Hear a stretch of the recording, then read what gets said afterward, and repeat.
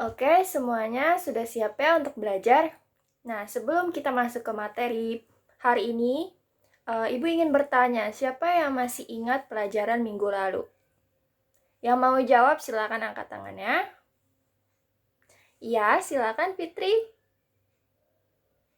Iya, betul sekali. Terima kasih ya jawabannya. Nah, minggu lalu kita sudah belajar tentang public area attendant.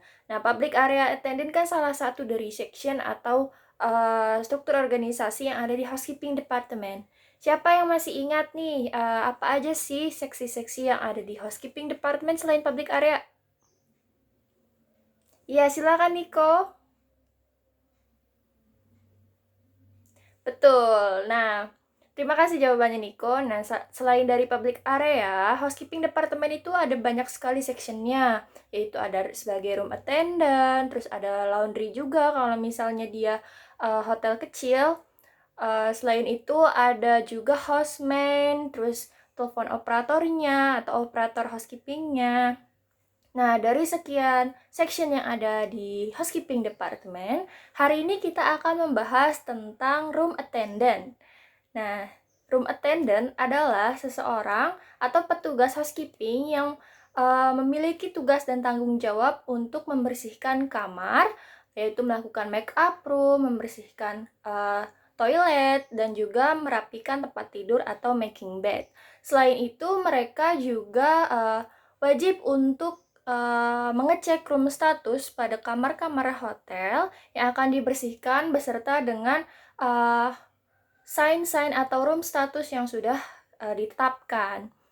Nah, apa ada yang bisa jawab jenis-jenis dari room status tersebut? Silakan angkat tangannya. Iya, silakan Nindi.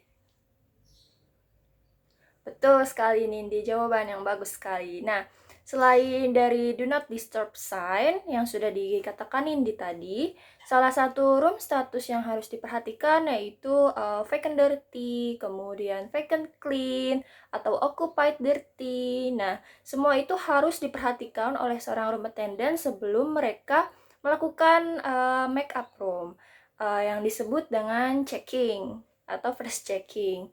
Nah, setelah itu ada tahapan-tahapan yang perlu diperhatikan seorang room attendant sebelum memasuki kamar untuk melakukan make up room. Yaitu yang pertama, seorang room attendant harus preparing trolley atau menyiapkan trolley attendant yang sudah diisi dengan gas supplies ataupun peralatan dan chemical yang sudah dirapikan untuk dibawa ke kamar hotel. Nah, setelah semua perlengkapannya lengkap, gas supplies-nya lengkap, amenities-nya lengkap, kemudian selanjutnya yaitu mengecek room status yang sudah tadi kita bahas. Mengecek room status apakah kamar-kamar tersebut siap untuk dibersihkan. Kemudian setelah itu kita bawa trolinya ke depan pintu kamar dan juga kita lakukan salam, yaitu mengetuk pintu secara perlahan selama 3 kali ataupun menekan bel selama 3 kali juga. Jika tamunya menjawab dan membukakan pintu, kita izin untuk membersihkan kamar tamu tersebut. Maka kita mulai membawa peralatan dan chemical ke dalam kamar dan jangan lupa untuk membuka pintu kamar tersebut. Lalu yang pertama kita lakukan adalah mengecek lampu, terus mengecek AC dan juga membuka curtain. Setelah membuka curtain, kita pick up sampah, kemudian kita pisahkan linen-linen dan juga bedsheets yang kotor, kita lepas dan kita taruh ke troli. Kemudian kita bawa linen yang bersihnya ke dalam kamar. Kemudian kita bersihkan kamar mandi. Sebelumnya membersihkan kamar mandi itu kita sudah bahas di pelajaran minggu lalu yang public area. Kurang lebih sama seperti itu, bedanya di kamar mandi hotel kita perlu untuk mengisi atau menyuplai ulang gas amenities. Kemudian juga menaruh linen-linen yang bersih dan memperhatikan lagi kebersihan dan juga kerapihan di kamar mandi itu sendiri. Setelah membersihkan kamar mandi, kita making bed. Nah, Ibu mau tanya nih, ada yang udah tahu belum sih tata cara untuk making bed itu seperti apa?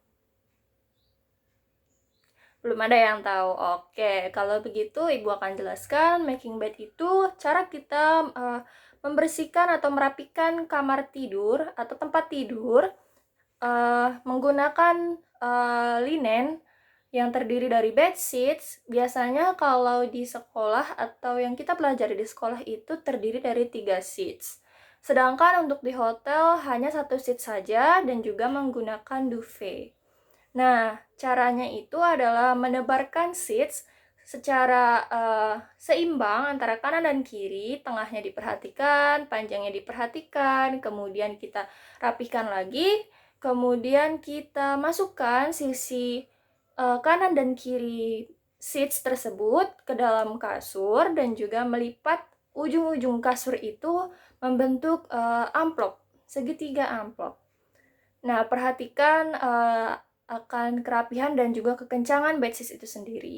Setelah itu kita masukkan atau tebar duvet. Duvet itu adalah suatu linen yang untuk sebagai sarung ya. Dalam bahasa kita tuh sebagai sarung bed cover kita atau selimut kita, blanket, dan kita masukkan ke dalam duvet, kita rapikan dan kita tebar di atas kasur. Kemudian rapihkan sekali lagi sampai bentuknya rapi dan juga menarik. Kemudian kita masukkan juga sarung bantalnya ke dalam pilau. Kemudian kita susun sampai kencang dan juga menarik.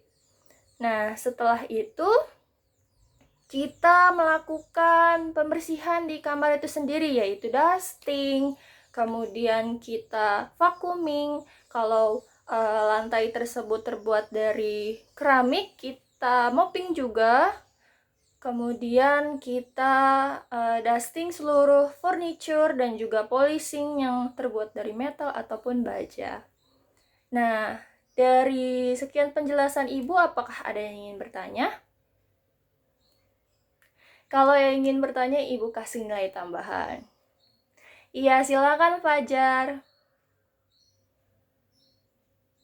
Nah, pertanyaan yang bagus. Gimana sih kalau misalnya salah satu furniture atau ada kerusakan di dalam kamar? Apakah kita harus melaporkan? Tentu saja kita harus melaporkannya. Nah, kita laporkan, kemudian kita tulis di formulir.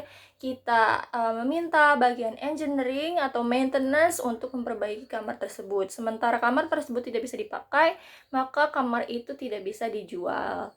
Nah, apa yang kita lakukan kepada tamu tersebut?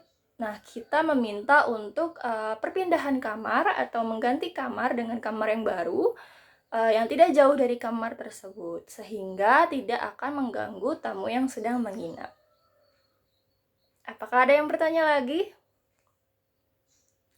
Tidak ada ya, sudah jelas semua. Oke, Ibu rasa sekian dulu materi untuk hari ini. Kalian bisa pelajari lagi di buku yang sudah ada di depan kalian. Jangan lupa untuk mengerjakan tugasnya juga ya. Terima kasih semuanya. Mohon maaf apabila Ibu ada kesalahan. Wassalamualaikum warahmatullahi wabarakatuh.